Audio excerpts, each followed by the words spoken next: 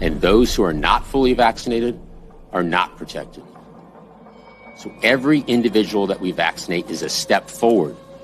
And across the summer months, we'll vaccinate millions more individuals. As the president said, we will do this by going community by community, neighborhood by neighborhood, person by person, by partnering with local leaders, governors, mayors, doctors, school administrators, employers, faith leaders, and community organizers.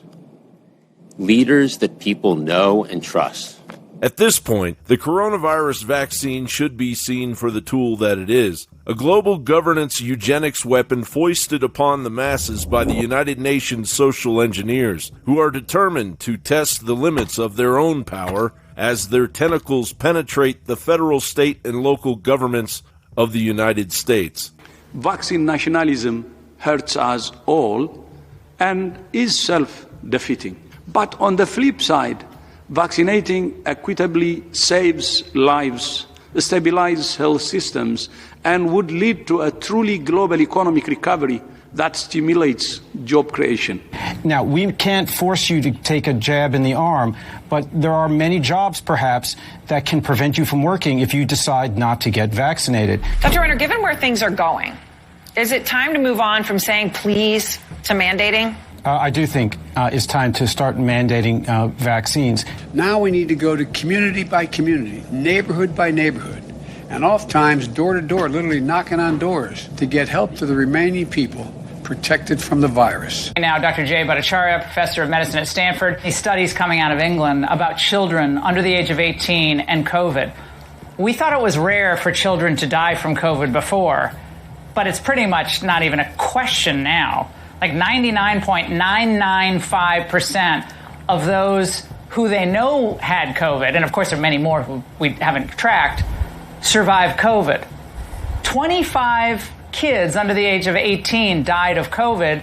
I think it was 19 had serious underlying respiratory and other issues. Last year in the United States, more children died of the flu than died of COVID. Obviously, the eugenics overlords weren't pleased that Bumbling Joe hadn't reached his July 4th goal of 70% vaccinated. We are going to continue to press to get 12 to 18-year-olds vaccinated, to continue to work with communities where there's lower vaccination rates. That's one of the reasons we initiated these strike forces. Jen Psaki's downplaying of her own description of a vaccine strike force going door to door will be her final undoing. So these are grassroots voices across the country. They are not members of the government. They are not federal government employees. They are volunteers. They are clergy. They are trusted voices in communities who are playing this role in door knocking. As the effort ramps up, she will have to contend with the arrogance of Dr. Fauci and the draconian incompetence of United States Secretary of Health and Human Services,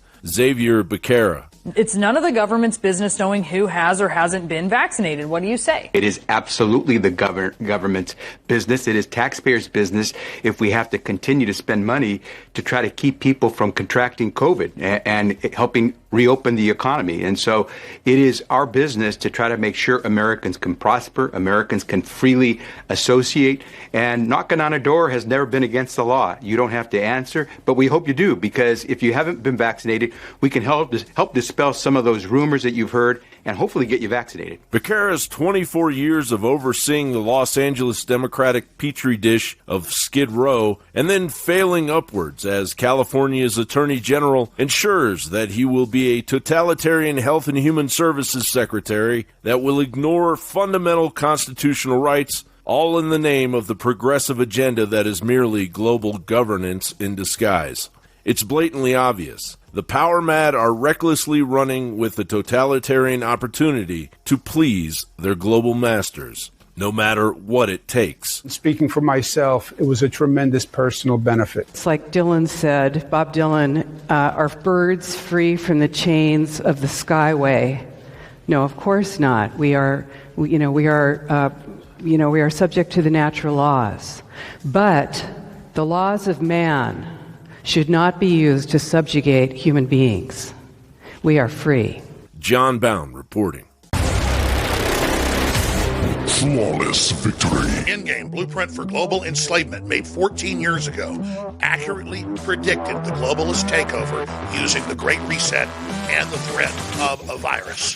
This film is now more important than ever.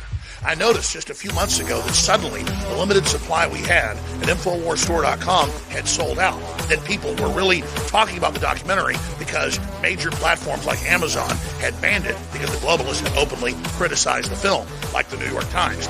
And so we printed 20,000 copies now back in print, and in less than 2 weeks, we've already sold half of them. This is very, very exciting. We're selling them close to cost at $3.95 a piece when you buy them in bulk, or $14.95 when you buy them individually. There is a 0 country code on it, meaning you can copy this anywhere in the world. Get it. Burn copies. Share it with everyone. It's blowing people away. It's evergreen. It predicted it all. In-game Blueprint for Global Enslavement. Available now in DVD at InfoWarsStore.com.